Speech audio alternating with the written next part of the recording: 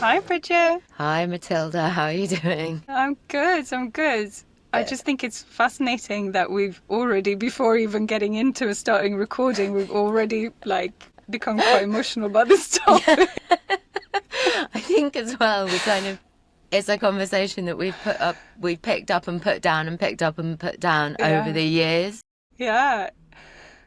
So yeah. So we decided that we wanted to kind of grab hold on a cultural movement, moments. It's like Jamie Oliver's documentary recently aired, like the Dyslexia Revolution or Jamie's Dyslexia Revolution, and we were like, wow, this is that I kind of definitely brought something out in me where there's a documentary about dyslexia on national TV about that experience, and we've had so many conversations about it over the years. So we just wanted to talk about it, didn't we? We sure did. Yeah. It was. There's always got to be something like a catalyst, right, to make it into a conversation that is not just between two people. I suppose the aim is about, and I think one of the central kind of themes of our conversations has always been about going from kind of private to public with discussions and your feelings and your experiences as somebody with dyslexia or a dyslexic person or a learning difference. You might kind of how you might put it. But I wonder whether we should, how we should start. What should we talk about? Yeah.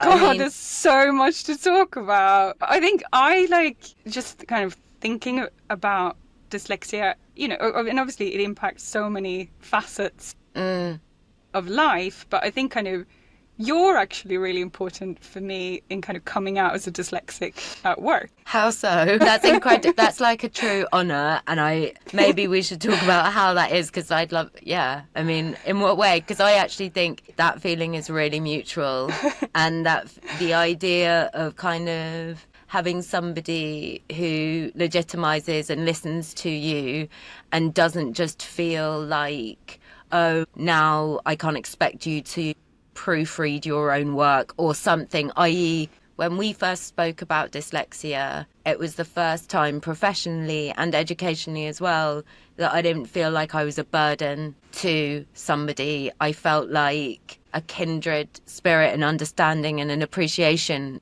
of not just the challenges that people with dyslexia face or I face personally shared, but also, well, that's wicked because so am I, and there's loads of opportunity. Yeah, that's what I think. Exactly.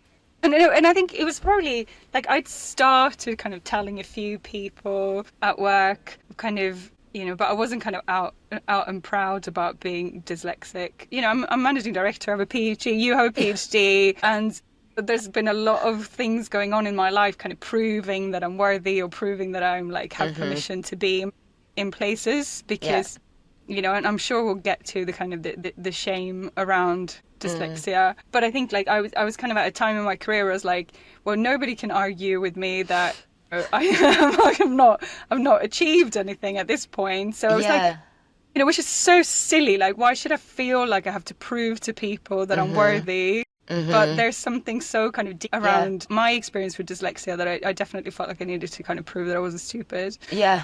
But then I think so I was kind of experimenting, and I was I was telling people, I had a few kind of all agency team meetings where I'd kind of said out loud that I'm dyslexic, or and started to actually ask for kind of adjustments around certain types of meetings. But I think we had we went for a coffee. I think we did coffee roulette at Croydon, I think, or something like that. We had a coffee and it was like, oh, I'm dyslexic. Me too. And and I think you're obviously Dr. Bridget Dalton. You're the most amazing semiotician. Wow. And I was like, oh my God, you're so amazing, and you're dyslexic as well. And just that kind of sharing of experience, I was like, I mean, you know what? I'm gonna talk about it. I'm hiring people that are dyslexic. I want people with dyslexia in the industry to grow. Yeah. I need to talk about it. I need to kind of start exploring what the kind of the gift of dyslexia is that we're bringing to our industry of insights and strategy. Totally. I think it's really interesting what you say about having made Herculean efforts to prove that you're not stupid.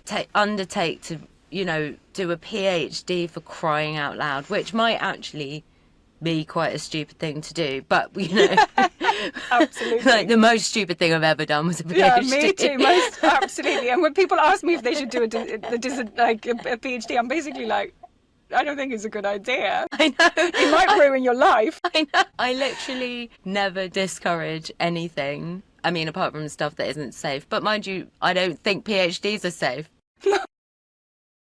I was gonna say the point is that idea of like where you're at when we first started talking was you've gone to such efforts and lengths and invested so hard in proving your right to be there, that you're not stupid.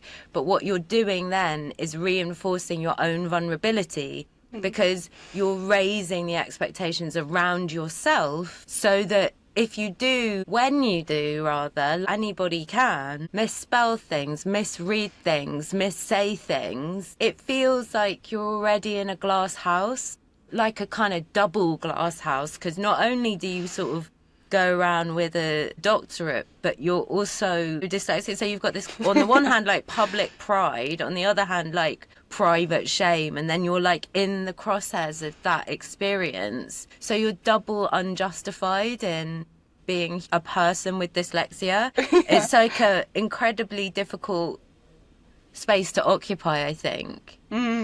So it is. I think the thing about the conversations or the experience that I had working with you and sort of learning with you, I was much more junior when I came to work with you, was about growing in confidence that wasn't dependent on sort of ticking boxes, I suppose, and that idea of one really, really uniform idea of a version of what like right or perfect looks like, where a great idea doesn't mean shit, doesn't mean is less worthy if it's poorly punctuated. I feel like that's such a disservice to the type of work that we in our industry, and exactly what we want to do or achieve. Absolutely. Like great work comes in great ideas, great creative, great comes in different shapes and forms. And it's better to kind of put them out there. Completely. Or, to see, or, as you often say, see things differently. I feel like, there's in kind of creative at the moment, or recently, we've been in the past 5 years, everybody's been doing things differently, haven't they? Have you met a brand that doesn't look for a different way to do things? Is anyone not doing things differently? And yet dyslexia is a learning difference. That's specifically what it is. And I think it's a shame that they're like a normative way of reading or comprehending or the kind of normative demands on communication would discredit or devalue real difference. And I think that was like my background when I met you was from academia into the insights industry, where it had like some really frankly cruel and humiliating experiences with people that I worked with people using really insulting, gendered, inappropriate language about work that I'd written. If my grammar's not okay, you can call my work sloppy, you can call me lazy, you can imply, as though this is a moral failing to not know really how to properly use a comma. And I apologise to everyone. I've written a thesis and I still don't know. I do not know. Idea. But the idea that it's a kind of Dickensian version of work where you can throw a chalk wiper at someone and call them an idiot if they don't know how to copy you properly, and that's really corrosive, and it shouldn't happen in work. And it's that, and there's that, and then there's public stuff about being called out for typos, being laughed at, and so on and so forth. Even though, frankly, I love a typo, there's some of the most joyful moments of any of my days are like humorous typos. But I say that all because, I can't pretend that I'm not a bit bitter and hurt about that. And I'm angry about it because I think it's inhumane to treat anybody at any level in that way, where you would personally insult them for an educational failing. But more importantly, getting over that is one thing, but finding the opportunity and finding the joy is what I think became available to me when I started working with you. So that's really powerful. I'm gonna cry now for the second We said time. we wouldn't.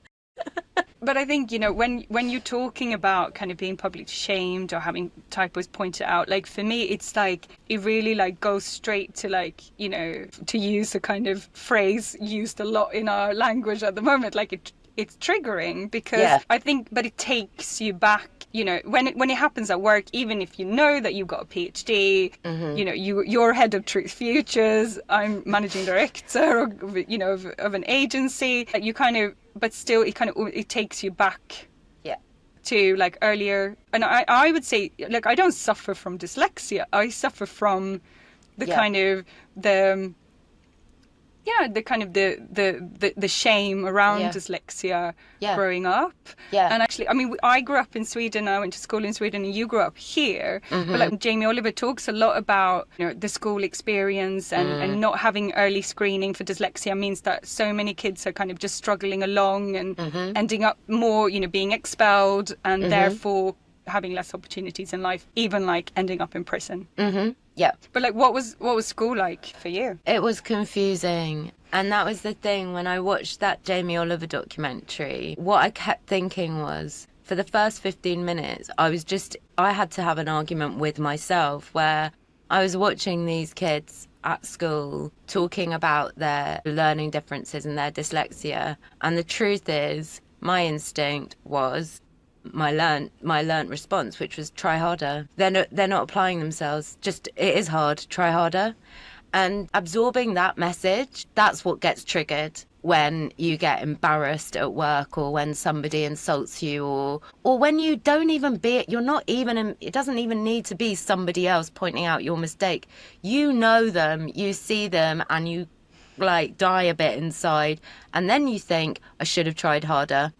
And I think like that was the revelation for me from that show. There were lots, and I thought that the pipeline to prison piece was extremely important, and I should acknowledge that I'm a very, very privileged person. But it was that my learned instinct in response to dyslexia is, this is your fault, you're not trying hard enough. And that makes it a really corrosive, like, monster under the bed that you're scared of all the time. When is it going to emerge that I haven't tried hard enough? How are you meant to finish anything if your basic belief about yourself is that you haven't tried hard enough? So the freeing thing about it that I got from like being confronted by that was to say, I have tried hard enough. I have abilities and different sort of challenges, and things that I'm not necessarily excellent at shouldn't define my value. And to forgive yourself for the idea that you haven't tried hard enough, I think that's that's really emotional and really hard to talk about publicly, because we're also women. We're trained to be like, my fault, sorry, my God. So at school I was confused because I can talk. I was always really a big speaker and really chatty, and I think I think verbally. In fact, when I was in my Viva, which I almost failed, my examiner said, you write like you speak, And I said, sorry, is that bad? And he was like, yeah, that's bad. Yeah, I think it's good. I thought, why not have a conversational doctoral thesis? Yeah, and I think also with like try hard enough, it's like by whom standards, like where are we trying to fit in, what spaces are we trying to occupy, like what does good look like is sort of defined in those early years, and then you're kind of always coming up short. And I think my kind of school years I was always like you, kind of, and I think it's quite common. I was quite verbally gifted and talked and put my hand up. But then, like, I wasn't reaching my full potential. Yes. Because it never came down on paper. Yes. Or it didn't show up in the exam. So I was not reaching my full potential, which is like, but you know, there again, it's like, I don't know what my potential is actually, and you don't know either, because I'm trying to fit into something where I'm really like struggling to the point where I was incredibly disruptive as well. Because I was probably bored. Yeah. Because I didn't know what was going on. I think what you say is so important, because it's then you're also that was my experience as well. Never, you know, get predicted these grades that would be outstanding, best you can get, and I found that I fell short, not too far short, but like, and anyway, even if I had fallen quite a lot short, but I felt like I was a permanent disappointment to myself and my parents, and you're that sense that you seem to glide when it's in class, and then you get in the exam hall and you fall short of that mark, and you think, well, this is my fault, I've let myself down. Really hard. And it's to be a kind of consistent disappointment to yourself is really, I think you have to be tenacious to not be completely, and you have to be tenacious, lucky, privileged, so on, to not be completely corroded by that experience. Absolutely. I consider myself really, really lucky and privileged that, like, I think my parents, they had a lot of faith in me, and they never kind of read the marks as a kind of evaluation of my potential. So, and I think that's kind of, you know, I don't know, you know, but where that came from, I think.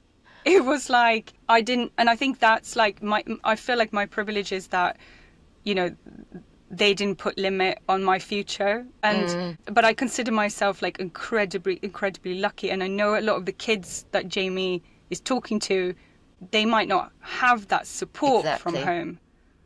So, you know what, like I could have easily got broken during those years. And actually I didn't get into university in Sweden. Really? I came to the UK and managed to blag myself into a university in clearing weeks, basically. And how's that not a success story? Like, there you go. It's a different skill set. I think that's... Yeah, and a lot of it is kind of hacking, you know, figuring things out, kind of problem solving, I think, is sort of, but you know, and I think, again, you know, we're both kind of privileged that we were able to kind of, you know, work systems, because not everybody has that privilege. But I think that's sort of, I feel like kind of joining dots or different dots is for me kind of a gift of dyslexia. But also I didn't actually expect that much. I remember being like super like excited when I got my first job in a department store, because I was going to get till experience, and if I could like work the till, maybe I could like get a job. There's a future. And like pay for myself as a future. But then like obviously that's, you know, I didn't stop there. I kind of carried on. But I also like I didn't expect that much, but I still kind of carried on exploring different options. Do you know what's fascinating that you're making me realise is that I think there's an element of unpredictability then. So if you're used to being sideswiped by a result in your educational experience, how do you put one foot in front of the other, right? If you're like, I am the type of student that will do this much revision and that will earn me an A star, or I think that might age me, I think they don't exist anymore, but like I'll do 2 days of revision for this exam and I know that will equal to an A or something. Or then you can say, and with that in mind, I can plan my future because I know what resources I have and I know what ability. I think that's a part of like the essence of like the emotional experience of dyslexia is an element of chaos all the time. Like you're not entirely sure when it's wrong, because if you were, then you wouldn't be wrong, like quote unquote wrong. And I think that's when that's what comes back to that, like this thing about like dyslexia means different, different how, different why, and it is because it's non-linear. There's an unpredictability in the way that you're going to think about things and process things, and you know, dare I quote Leonard Cohen, but like that's where the light gets in essence. And so I think that and I think that you know, people like you in your position talking openly about dyslexia, talking about learning difference is so important in our industry of lots and lots of clever people, creative thinkers who might also feel like worried about being exposed but also to open up an industry that prides itself on its academic credentials and rigor to like a little bit of dyslexic chaos every now and then. Yes. Or maybe a lot. Might be more comfortable. I don't know. Yeah, absolutely. I think so. And also, like, you know, we're bringing together like big data sets. We're looking at a constantly evolving world for people. Mm-hmm. We're trying to understand this chaos and make sense of it for brands. And I think, you know, kind of people with dyslexia have kind of, you know, a kind of conceptual way of seeing things, quite often kind of visually gifted, able to see like spot patterns. There's like, and there is like, you know, Jamie Oliver talks about, you know, 50% in, you know, dyslexic or prisoners are dyslexic, but like 20% of entrepreneurs. Like, I want to know how many people who work in kind of market research or like insight strategy are dyslexic, because I have counted a lot of people. I have hired a lot of people who are diagnosed with dyslexia in our industry who are doing incredibly well. But I can also, but needs like that space and the understanding around dyslexia to kind of bring out that different skill. Totally. And it's exactly to your point. It's like, it's the cultivation and the context of a differently sort of a different type of person, you know, like entrepreneurialism, that sense of seeing patterns, thinking visually, thinking laterally about things is like is a powerful thing, right? Maybe it's actually really, really valuable. Yeah, I think so.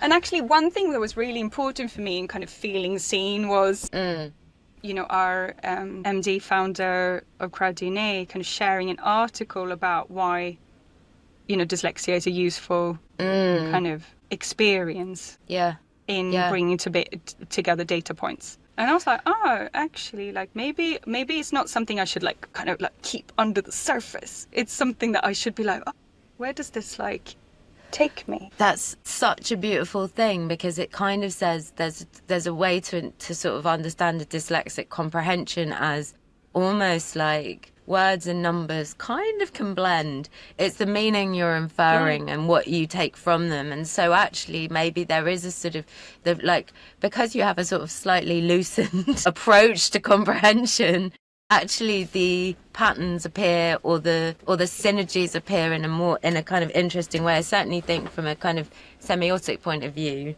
that's important. And I just wanted to say, have you read this one, Bridget? Have you like the gift of dyslexia? One? Yeah, I've done the course. You've done the course? Oh my god! I went when I was 11 years old to do the gift of dyslexia course. My mum took me, or maybe I was 13. Went to Winchester for a week, and it was a pivotal moment in my life. Yeah. That experience. I didn't get to it until I was, you know, midway through my PhD, but it definitely changed my life as well. And I interrupted you, but I wanted to pick up on the kind of the semiotic piece, because one thing that like, you know, that I remember reading in the book is like when, you know, the kind of disorientation of like problematic words. Yeah. And sort of like if you kind of just look at every single letter, you just go completely like you lose yourself. But actually it's much better when you read to like see. Yes. You know, so stone, if you read stone, like you visualize a stone. Like you don't like if you look at the letters, you go like, I'm tired now. Yes. Yeah. So semiotic, you know, you see. It's all symbols. See meaning. Every single thing is a symbol. So the book that you pulled up, Matilda, is The Gift of Dyslexia by Ronald D. Davies. Yeah. And it's an amazing text. When you do that before I went to do that course when I was 13, I couldn't say the alphabet. I couldn't recall it. I couldn't see it. It didn't mean anything to me. And you make it in clay, and then you start making kind of conjunctive words in clay like the and and those sorts of words, so that you have some kind of anchored memory, so you don't go what they call off point in that book. Fascinating. I still use the point that I made when I was 13 on that course when I meditate. So, you know. Oh my God, it's amazing. I mean, for me, even like there's a like, you know, the gift of dyslexia. Yeah. Just like letting those words like sink in, like, Yeah. you know, kind of being like, yeah, that was big for me. Yeah, it's huge. Yeah. And I think we've got a duty to promote that message I think beyond so. beyond working practices, you know? Yeah, I think so. I think, like, you know, we're in a kind of, as you said, like highly academic. We're an industry of thinkers. We're also an industry of empathy. Yes. I think with amazing people, but I don't see there be, 10% of the population in the UK are estimated to be dyslexic.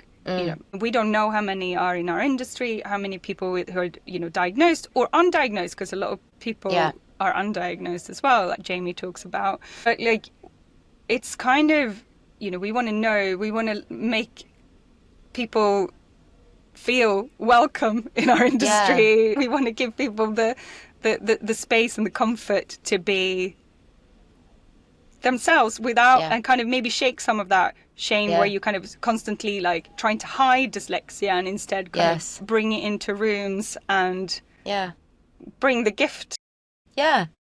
out. Absolutely. I think it's time for some research, don't you? I think it's time for some research. I think it's time. Yeah, and I See think some it's time for patterns. some, like, hearing from other people in our industry what their experience. Oh my God, I'd love that. Yeah, because it's to share those. I think sharing is the key here. I think it's fair enough for people to have anxiety about certain sort of expectations and standards that need to be met when you're delivering written work and so on and so forth. But I think that if we all really understood our own abilities and the way that we function all together, we can be an ecosystem that's truly, truly benefits from all the differences on one team, rather than just kind of siloing off people and making some people feel inadequate in one way and others in another, you know? Exactly. What a waste.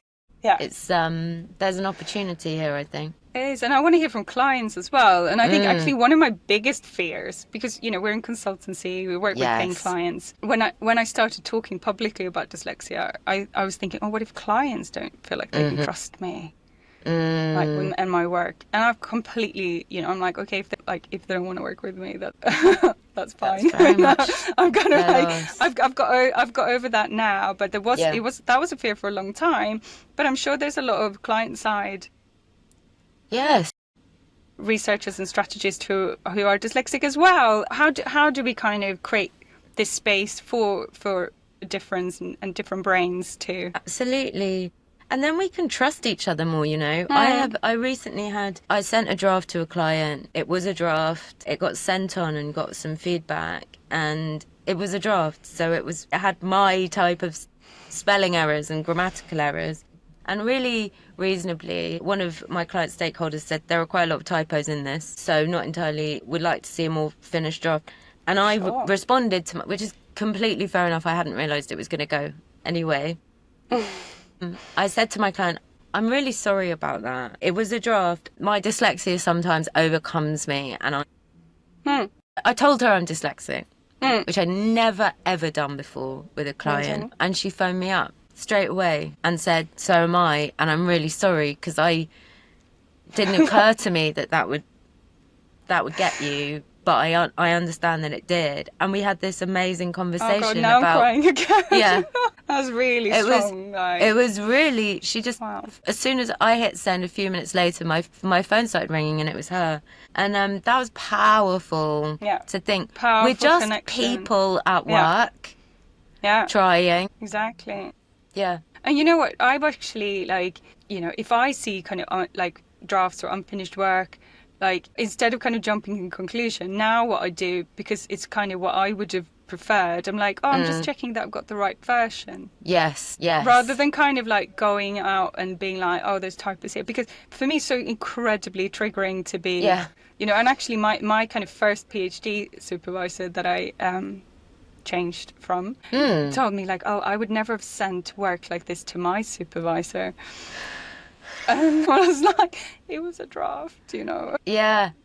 But it kind of takes the joy out of everything. Exactly. I just wanted my, is this thinking right? Is like, yes. Is this, exactly. What about my ideas? Exactly. And it comes back to the idea that you're not even allowed to try, because the type of mistakes that you make don't permit, people will see that and not look beyond them. Yeah. And I think that's where the waste starts, and it comes through all the time. And the sort of the biggest learning in a way is like people with dyslexia deserve to get the highest degree in education. They deserve to be in leadership positions. They deserve to work in highly thinking academic type of work, and the world and brands, they will be better for it. Yeah, exactly. Exactly. And for everyone, not just for completely. People with dyslexia.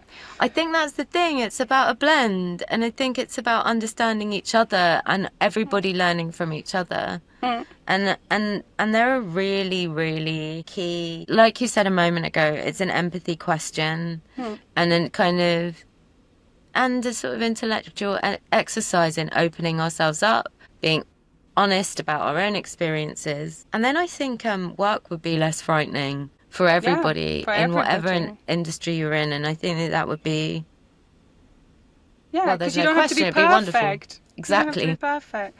And I think I just I feel so seen by you, because I know that the kind of the struggling of I can't just read stuff from a PowerPoint, from a slide. I can't get my head around a spreadsheet in seconds. Gosh, no. I can certainly get my head around them, but not if people are in the moment kind of looking at me, or somebody tells me phone number, forget about it. Oh my God. Who would do that? Who would do that? Here's your reference number. What? No, it's true. And I think, but that's the beauty of it, right? Like, if I could say, working with you over the years in different capacities has meant I've felt like I have a teammate who respects me, not in spite of, but because of and with my dyslexia, and vice versa. And that, I think, is a feeling that more people should have. And I think we should have that with our colleagues, with our clients, and with people in other industries as well. And it's actually an opportunity to connect rather than a divisive way to devalue people. So here's to dyslexia. Absolutely. Yeah. Thank you so much, Bridget. And I think Thank you. Just keep on writing how you write as well, by the way. I love it. I'll hold you to that. Yeah, please. Next time you say, have you sent me the right version? I'll know. I don't know what I mean. Well, I think, and I'll say, no. Well, I think the more we kind of go towards automation and sort of that beautiful use of words, the way you talk is what. Well, thank you. But I also think maybe that's our next podcast, is about how dyslexia and AI are actually great bedfellows, because you bring two different weirdos together in the same. AI, dyslexia, two weirdos together. Because you can't replicate dyslexia with a computer program. No, absolutely. Wow, that's the new opportunity. Okay, Let's see, do it. innovation. Yeah. All right, thank you so much. Thank you so much, and thank you to everyone listening. You can find us on Truth Consulting on LinkedIn or on our website. Bye-bye. Bye-bye. Thanks.